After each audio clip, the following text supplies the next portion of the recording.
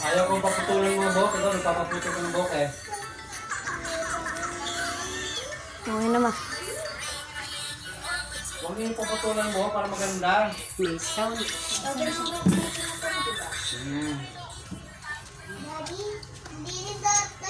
Ay, nako. Sinabi mong putulin eh. Maganda mahabang buhok. Alam mo bakit? Pag mahabang buhok, may kita yan.